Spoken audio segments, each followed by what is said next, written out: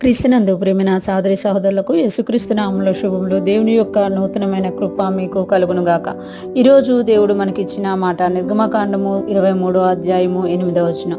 లంచము తీసుకొనకూడదు, లంచము దృష్టిగల వానికి గురుడితనము కలుగజేసి నీతిమంతుల మాటలకు అపార్థము చేయించును. ఈ మాటలు మనం నిర్గమకాండంలో చూస్తున్నాము. ఇక్కడ అంటున్నారు కదా, లంచము తీసుకొనకూడదు అంటే ఏదైతే లంచము అనేది ఇవ్వబడుతుందో ఈ లోకంలో మనం చూస్తూ ఉంటాం అన్నమాట. పని ఏదైనా జరగాలి అని అంటే లంచము ఇవ్వాలన్నమాట అనేది మాట మనం చూస్తాం. అలాగే దేవుడు ఆది కాలంలోనే ఈ మాట తెలియజేసినట్టుగా మనం చూడగలం.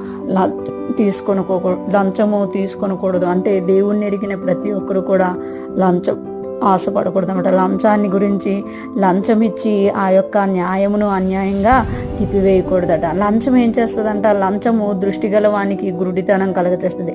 లంచం అంట దృష్టి గలవానికి గుడ్డితనం కలగచేస్తుంది. గుడ్డితనము అని అంటేనే చీకటి అనమాట, ఏం కనబడదు. లంచం ఎప్పుడైతే ఇవ్వబడుతుందో అక్కడ న్యాయం ఉందా అన్యాయం ఉందా ఏమి కనబడదంట.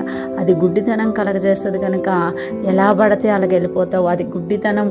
లంచము తీసుకోవడము అని అంటే మన కళ్ళును మనం పొడుచుకోవడము అని ఇక్కడ దేవుడు తెలియజేస్తున్నారు. నీతిమంతుల మాటలకు అపార్థము చేయించును. లంచం ఇంకొకటి ఏం చేస్తుందంట, నీతిమంతుల మాటలకు అపార్థము చేయించును అంటే నీతిగా ఉన్న మాటలకు, నీతిగా ఉన్న పనులని అవి అపార్థం చేసి వాటిని అవినీతిగా మార్చుతాయన్నమాట. లంచము అవినీతిమయమైనది అని ఇక్కడ దేవుడు ఇశ్రాయేలుకి తెలియజేస్తున్నారు. ఇశ్రాయేలుతో దేవుడు చెప్పమన్నారు కదా, లంచము తీసుకోకూడదు, లంచము ఇవ్వకూడదు. లంచం ఏం చేస్తుంది అని అంటే గుడ్డితనాన్ని కలుగచేస్తుంది. ఈ లోకంలో మనం చూస్తూ ఉంటాం. ఈ దినాల్లో అయితే ముఖ్యంగా ఏది ఇవ్వకపోతే పని అనేది జరగదు. అన్యాయం అనేది ఎంతగా, అవినీతి అనేది ఎంతగా ప్రబలిపోయాయి అని అంటే ప్రతి దాంట్లో కూడా లంచాన్ని మనము చూస్తున్నాం. కానీ ఇది బైబిల్ గ్రంథం చెప్తుంది కదా, నిర్గమకాండంలో ఇశ్రాయేలుకి దేవుడు తెలియజేస్తున్నారు కదా, లంచం తీసుకోనకూడదు. అది లంచం ఏం చేస్తుంది అంటే గుడ్డితనాన్ని కలగచేస్తుంది, నీతిమంతుల మాటలను అపార్థం చేస్తుంది, భక్తిహీనతని పెంచుతుంది, అవినీతిని పెంచుతుంది. అనీతిమంతుల మాటలకే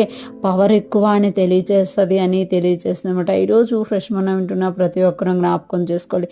ఈరోజు మన సమాజంలో మన చుట్టూ జరుగుతున్న వాటన్నిటినీ దేవుడు ఎప్పుడూ హెచ్చరించారు. కానీ ఆ హెచ్చరికను మరచి ఈ దినాల్లో మనం కూడా కొన్నిసార్లు ఇలాగే వెళ్ళిపోతూ ఉంటాం. లంచం ఇవ్వకపోతే పనులు ఎక్కడ జరుగుతాయి, అవినీతికి వెళ్ళకపోతే ఎలాగా అని. కానీ దేవుడు ప్రతిదీ చూస్తున్నామట. మనం ఎప్పుడైతే దేవుని సన్నిధిలో మొదలుపెట్టుకొని ఎక్కడ మనం ఎంత నీతిగా ఉండగలమో అంత నీతిగా ఉండి ముందుకెళ్తామో దేవుడు మనల్ని చూస్తున్నామట. ఈ లోకంలో ఎవరు చూసినా చూడకపోయినా దేవుని కన్నులు మనతో ఉన్నాయి అనే భయం మనం కలిగి ఉంటే ఖచ్చితంగా మనం నీతిగా జీవించడానికి ఇష్టపడతాం. ఈరోజు ఫ్రెష్ మనం వింటున్న ప్రతి ఒక్కరూ జ్ఞాపకం చేసుకోవాలి.